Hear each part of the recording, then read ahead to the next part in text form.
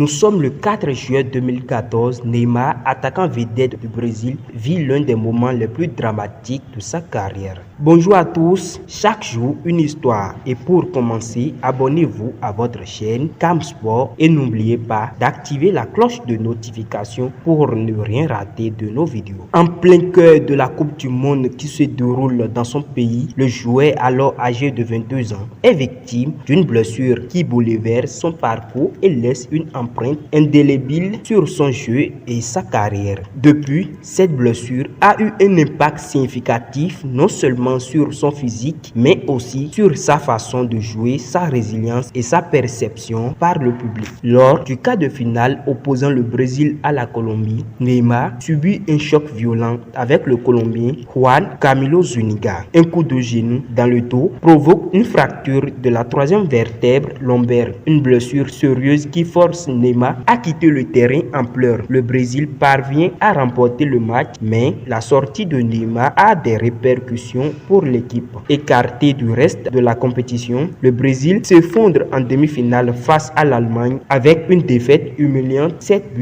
Neymar se retrouve non seulement privé d'une chance de gagner la Coupe du Monde chez lui, mais également face à un long chemin de rééducation et de remise en forme. L'ampleur de cette blessure devient un événement marquant pour la star brésilienne et pour le public brésilien, profondément affecté par cet incident. Après plusieurs semaines de récupération, Neymar reprend la compétition avec son club, le FC Barcelone, pour la saison 2014-2015. Bien qu'il revienne en grande forme et contribue à la victoire de Barcelone en Ligue des Champions cette saison-là, beaucoup remarquent qu'il semble plus prudent dans son style de jeu. Cette prudence peut être due à la peur d'une autre blessure majeure, semble changer quelque peu sa manière de s'imposer sur le terrain.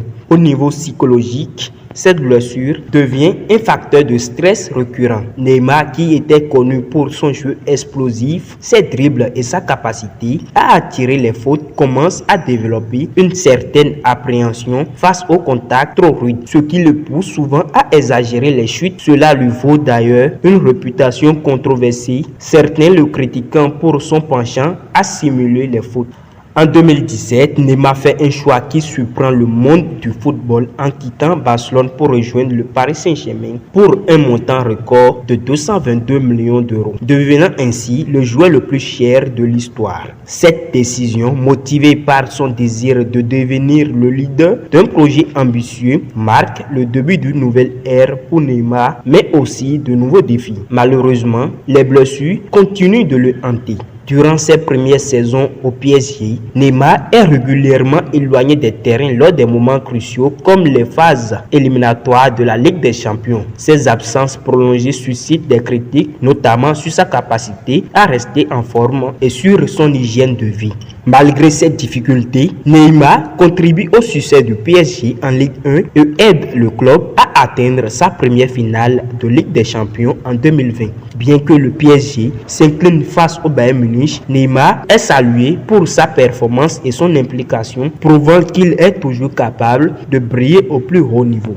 En 2023, Neymar fait un choix marquant en rejoignant le club saoudien d'Al Hilal après une période de 6 ans au PSG. Ce transfert symbolise une nouvelle étape dans sa carrière alors qu'il rejoint plusieurs autres stars internationales attirées par le projet ambitieux de la Saudi Pro League.